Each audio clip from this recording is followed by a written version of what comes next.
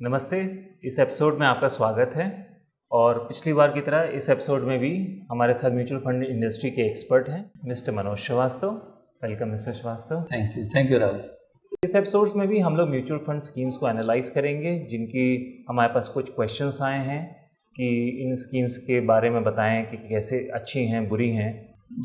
तो पहली जो स्कीम हम लोग डिस्कस करना चाहते हैं वो है फ्लेक्सी कैप कैटेगरी की, और वो स्कीम है axis flexi cap. Okay, axis flexi cap, ठीक है। देखिए, एक्सिस फ्लेक्सी कैप जैसे हम लोग ट्रेडिशनली उसको थोड़ा सा कसने की कोशिश करते हैं कि भाई उसकी परफॉर्मेंस को देखें, तो एक्सिस फ्लेक्सी कैप 3 महीने में ठीक काम कर रही है, अपने बेंचमार्क को अचीव कर रही है, इनफैक्ट स्लाइटली आउट परफॉर्म कर रही है, ठीक है। अब हम आ जाते हैं 12 महीने में, क्योंकि वैसे भी 3 महीने या 6 महीने इक्विटी के एंगल से एक छोटा पीरियड होता है डिसाइड करने के लिए आइदर वे।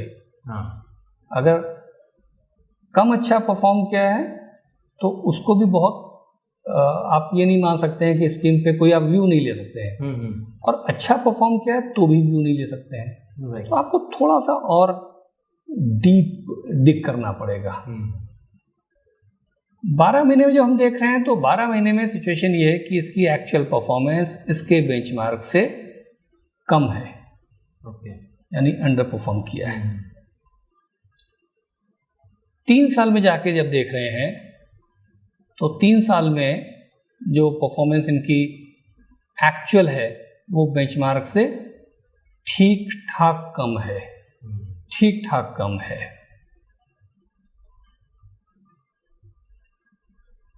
पाँच साल में भी जो सिचुएशन है बेंचमार्क को आउट परफॉर्म नहीं कर रही है, रादर अंडर परफॉर्म कर रही है। तो ये सिचुएशन तो परफॉर्मेंस में निकल रही है। अब थोड़ा सा जरा समझें कि फंड मैनेजर ने किस भाव पे लेना शुरू किया है और क्या सिचुएशन निकल रही है।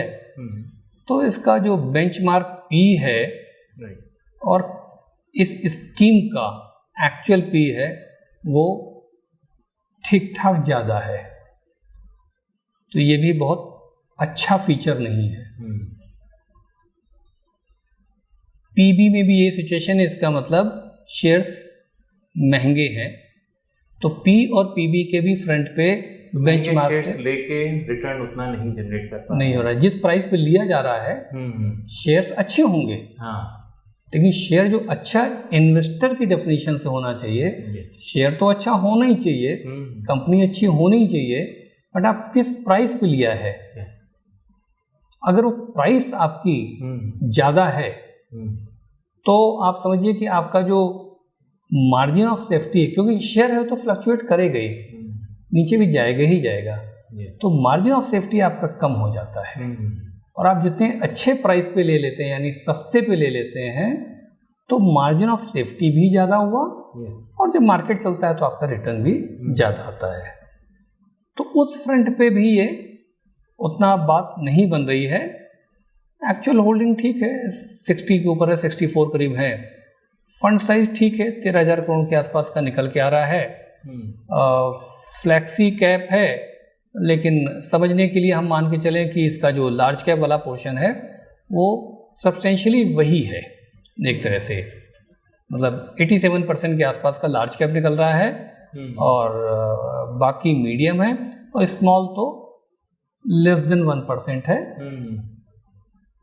ठीक है, इसका मतलब रिस्क के एंगल से उन्होंने ज़्यादा रिस्क नहीं लिया है, सेफ प्ले किया है, भाई लार्ज कैप में है।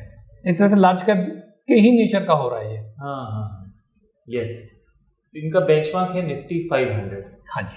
तो वैसे निफ्टी 500 को भी एनालाइज करें तो उसमें भी लार्ज कैप, वैसे कहने के लिए वो 100 कंपनीज हैं, बट अगर मार्केट वैल्यूएशन के टर्म्स से बात की जाए तो वो काफ़ी सिग्निफिकेंट पोर्शन होता है। अगर 500 कंपनीज का वैल्यूएशन देखें तो लार्ज कैप काफ़ी बड़ा होगा, probably close to this percentage हो सकता है। नहीं, ये परसेंटेज तो नहीं होगा। अच्छा, ये परसेंटेज तो नहीं होगा, लेकिन हाँ लार्ज कैप का पोर्शन ज़्यादा होता है। जैसे अगर आप 250 के एंगल से वर्कआउट करें तो करीब करीब आप समझिए कि 50% लार्ज कैप हो जाता है, 50% मिड कैप हो जाता है। अच्छा, हाँ, उसके हिसाब से तो निफ्टी 500 को तो रेप्लिकेट नहीं कर रहा है। उससे ज़्यादा कंजर्वेटिव है ये कंजर्वेटिव है। हाँ, ये कंजर्वेटिव है क्योंकि देखिए स्मॉल कैप तो ना के बराबर है, तो 500 की जो टेल है, आप समझो ना कि 100 हो गए शेयर लार्ज के और 150 हो गए मिड के, बाकी के जो 250 हैं तो उस 250 शेयर की स्पेस में तो बहुत कम ले रखा है। वो ठीक है, वो फंड मैनेजर की कॉल है, उस पर हम और आप कोई कमेंट नहीं कर सकते हैं। हम तो बस एक तरह से मिरर दिखाने की सिचुएशन कर रहे हैं कि लार्ज कैप सेंट्रिक ज़्यादा है। तो इसके बेसिस पे अब इन्वेस्टर को अपना डिसीजन लेना है क्या करना चाहिए। ठीक है, तो दूसरी स्कीम भी ले लें। हाँ, दूसरी भी ले लें। दूसरी स्कीम हम लोगों ने ली है फोकस फंड से। तो फोकस फंड में एक बंधन बैंक का जो म्यूचुअल फंड है, बंधन फोकस्ड इक्विटी फंड, उसकी स्कीम है बंधन फोकस फंड से काफ़ी उम्मीद की जाती है कि फंड मैनेजर इसमें बहुत वंडरफुल काम करना चाहिए। क्योंकि कोई एक तो कैप की कंडीशन नहीं रखी गई है और ये बोला गया कि भाई ये तो 30 से ऊपर शेयर मत लीजिए, एक दो ऊपर नीचे हो सकते हैं, बात अलग है। अब ये दोनों तरफ वाली तलवार है कि अच्छे पिक हो गए तो बहुत अच्छे रिजल्ट आएंगे, और क्योंकि आप बहुत डाइवर्सिफाई नहीं कर सकते हैं, आप इसको तो ना क्लस्टर बॉम्बिंग जैसे नहीं कर सकते हैं कि आपने 100 शेयर ले लिए, कुछ तो चली जाएंगे। You need to be very very focused as the name suggest. Risk high है। हाँ, रिस्क हाई इस सेंस में है कि जब आपने कम शेयर लिए हैं तो you need to be pretty confident, क्योंकि आप बहुत डाइवर्सिफिकेशन तो कर नहीं पाएंगे। वो है एक तरीके से पीएमएस जैसे नेचर हो जाता है, भाई 30 शेयर ले लीजिए। आप पीएमएस भी देखिए तो नॉर्मली 20 शेयर 25 शेयर तो होते हैं। नॉर्मल म्यूचुअल फंड स्कीम में 50, 60, 70, 80 हो जाता है जाकर के, तो उस चीज़ को एक तरह से पीएमएस जैसी शेप देने की कोशिश की गई है। बट जैसे फॉर एग्जांपल इसका बेंचमार्क है लेट्स से NSE 500 या BSE 500, तो उसका जो रिस्क है उसने डाइवर्सिफाइड कर दिया है 500 शेयर्स में, इसने किया है 30 में, तो रिस्क काफ़ी बढ़ा लिया। तो एक्सपेक्ट किया जाएगा कि not only it should beat benchmark, but उस रिस्क की वजह से रिस्क एडजस्टेड रिटर्न काफ़ी हाई होना चाहिए, तभी इट मेक सेंस कि इंडेक्स में ना जाके ऐसी स्कीम्स में इन्वेस्ट करें। हाँ, देखो इसके दोनों एंगल हैं। एक क्या एंगल है कि जब बेंचमार्क 500 दे दिया गया, तो एक तो फंड मैनेजर के हाथ ये खुल गए कि कल को कोई छोटा सा शेयर भी उसको लगता है कि बहुत अच्छा काम करेगा, क्योंकि हम लोग नाम लेते नहीं ना शेयर्स का ना स्कीम का नॉर्मली, तो अदरवाइज इस रैली में कुछ शेयर ऐसे आए हैं जो एक साल में 3 गुना और 4 गुना भी हो गए। अब वो लक की वजह से हो गए इन्वेस्टर की, अगर इन्वेस्टर ने खुद लिया हुआ है, या उसकी स्टडी की वजह से हो गए, and same applies to the fund manager. और ये हम तो मान के चलते हैं कि भाई म्यूचुअल फंड की इंडस्ट्री के फंड मैनेजर बहुत अच्छा काम करते हैं, बहुत मेहनत करते हैं, इसमें कोई दो राय नहीं है।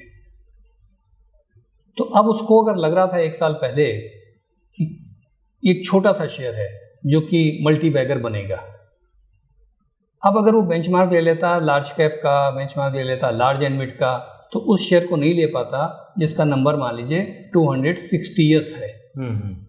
निफ्टी 500 होने से उसके हाथ खुल गए। लेकिन एज पर रेगुलेशन ये है, बहुत फैलाइए मत, अच्छे अच्छे शेयर चूज कीजिए, चूज कहीं से कीजिए। कोई नहीं कहता है कि आप टॉप 50 से लीजिए, टॉप 100 से लीजिए, 500 में कहीं भी आपको दिख रहा है तो बढ़िया आप खरीद लीजिए। और कुछ ने बहुत अच्छे काम भी किए हैं। तो अब जैसे इसी की बात करें तो 3 महीने में इसने अपने निफ्टी 500 को आउट परफॉर्म किया है, और ठीक से आउट परफॉर्म किया है। 1 साल पे आ जाते हैं, 1 साल में भी आउट परफॉर्म किया है, मतलब कोई बहुत ग्रेट नहीं है, लेकिन हाँ बेंचमार्क को बीट किया और बेंचमार्क से ऊपर लेके गए हैं। अब 3 साल पे आ जाएं, 3 साल में ये बेंचमार्क के अल्ले पल्ले ही रहे हैं, थोड़ा सा कम है, खैर उतना फ़र्क नहीं पड़ता है, लेस देन 1% का फ़र्क है। तो आप चाहे तो मान लीजिए कि बेंचमार्क को अंडर परफॉर्म किया, या मान लीजिए कि बेंचमार्क के करीब करीब रहे हैं। 5 साल में भी बेंचमार्क को आउट परफॉर्म नहीं कर पाए हैं, थोड़ा सा कम ही रहे हैं। तो ये एंगल निकल के आ रहा है, थोड़ा या तो कम रहे हैं या थोड़ा 3 महीने में बढ़े हैं फोकस में, तो ये परफॉर्मेंस निकल के आ रही है, ये इन्वेस्टर को समझना पड़ेगा। अब इसी पे अगर हम इसको थोड़ा सा देखें कि जो स्टॉक पिकिंग हो रही है वो कैसे हो रही है, तो स्टॉक पिकिंग के हिसाब से आप देखो कि पी रेशियो जो है वो बेंचमार्क के पी से ज़्यादा है और ठीक ठीक ज़्यादा है। तो कई बार क्या होता है कि उस रेस में, रिटर्न कमाने की रेस में, कोई शेयर अच्छा लगता है, अच्छा होता भी है, लेकिन महंगा मिल रहा होता है। लेकिन उसको ये भी समझना पड़ेगा कि फंड मैनेजर का कैलकुलेशन है कि आज महंगा लग रहा है आपको, 3 महीने 6 महीने महंगा लगेगा, लेकिन जब इसकी वैल्यू अनलॉक होगी तो एकदम से वो दे जाएगा।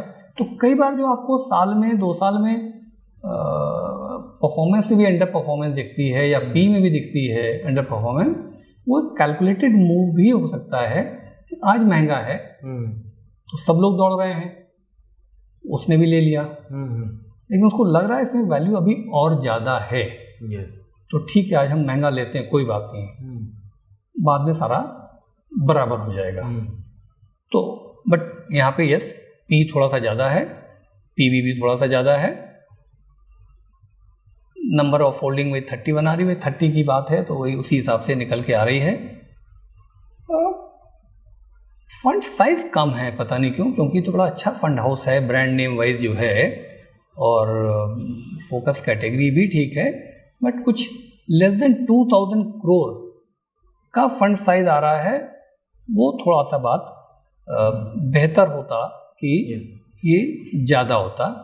बाकी ये भी एक तरह से लार्ज कैप सेंट्रिक ही है, मोर देन 80% लार्ज कैप है, कुछ 12% के आसपास मिड है और कुछ 7-8% के आसपास स्मॉल और माइक्रो है।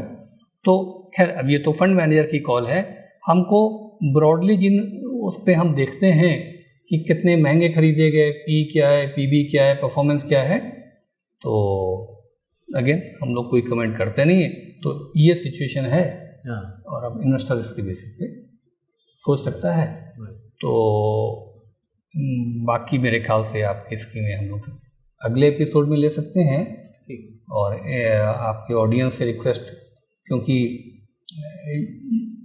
जॉइंटली रन है आपके और मेरे बीच में ये शो, तो मैं भी आपके बिहाफ पे कह रहा हूँ और चैनल के बिहाफ पे कि भाई आप इसको सब्सक्राइब कीजिए, चैनल को लाइक कीजिए, शेयर कीजिए अपने फ्रेंड से, ताकि केवल आपका ही फ़ायदा ना हो, आपके और भी जो फ्रेंड्स हैं, रिलेटिव्स हैं, उनका फ़ायदा हो।